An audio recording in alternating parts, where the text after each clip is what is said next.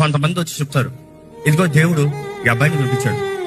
మొహమే చెప్తాను, ప్రార్థన చేసిన వెంటనే this is not the will of God. God gave me many promises. You keep bragging about for 6 months, 1 year. Then you come and tell me, this guy has an affair with another girl. What did I tell you day one? This is not the will of God. What did you say?